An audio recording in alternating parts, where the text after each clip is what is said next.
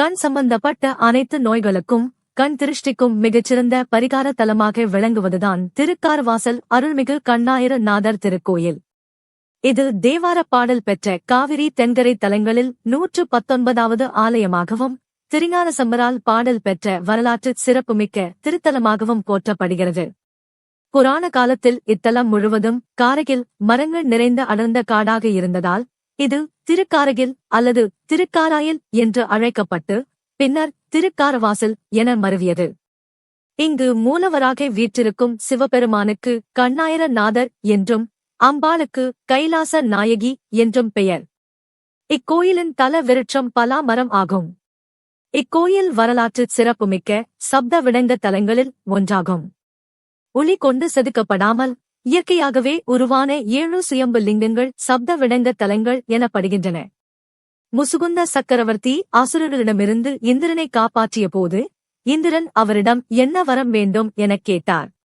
அதற்கு முசுகுந்தன் இந்திரன் பூஜிக்கும் விடங்க லிங்கத்தை கேட்டார். அமிர்தத்தால் ஆன அந்த லிங்கத்தை தர மனமில்லாத இந்திரன் தேவ சிற்பி மயனை வைத்து அதேபோல 6 லிங்கங்களைச் செய்து காட்டினார்.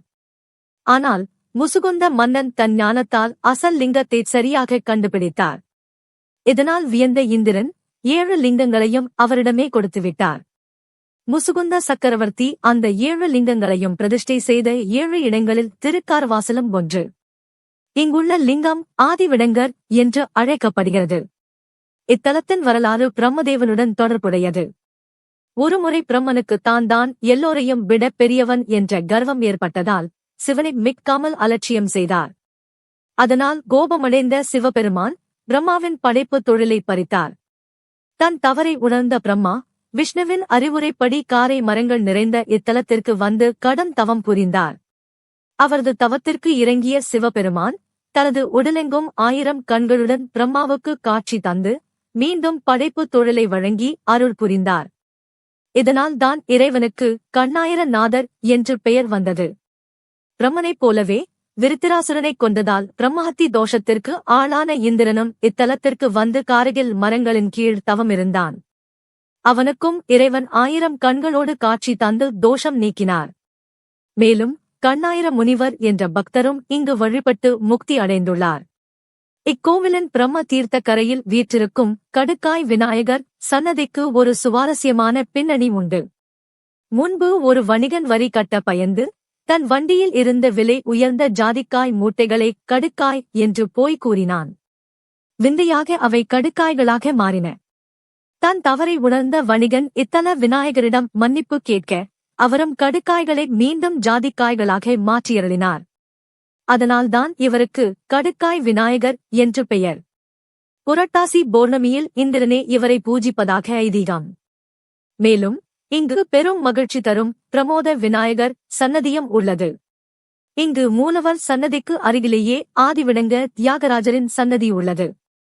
தியாகராஜர் சன்னதி முன்னுள்ள நந்தி மற்ற கோயில்களைப் போல அமராமல் 4 கால்களுடன் நின்ற கோலத்தில் இருப்பது ஒரு பெரிய அதிசயமே.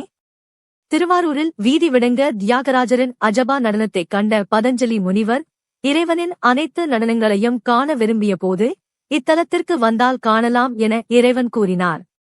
அதன்படி தியாகராஜர் இங்கு குக்குட நடனம் அதாவது கோழி நடனம் ஆடிக் காட்டியதாக வரலாறு. பார்வை குறைபாடு உள்ளவர்கள் கண் நோய்களால் அவதிப்படுபவர்கள் இத்தலத்திற்கு வந்து பிரம்ம தீர்த்தத்தில் நீராடி கண்ணாயிர நாதருக்கு அபிஷேகம் செய்து அந்த அபிஷேக தீர்த்தத்தை கண்களில் தெளித்துக் கொண்டு நெய் விளக்கேற்றி வழிபட்டால் தீராத கண் நோய்களும் குணமாகும் என்பது பக்தர்களின் நம்பிக்கை. திருவாரூரிலிருந்து சுமார் 13 கிலோமீட்டர் தொலைவில் உள்ள இத்தலத்திற்கு நீங்களும் ஒருமுறை சென்று அந்த 1000 கண் நாதரை தரிசித்து வாருங்கள். இந்த வீடியோ உங்களுக்கு பிடித்திருந்தால் லைக் செய்து உங்கள் நண்பர்களுக்கும் பகிருங்கள். மேலும் பல ஆன்மீக ரகசியங்களை தெரிந்து கொள்ள நமது சேனலை சப்ஸ்கிரைப் செய்யுங்கள். ஓம் நம சிவாய.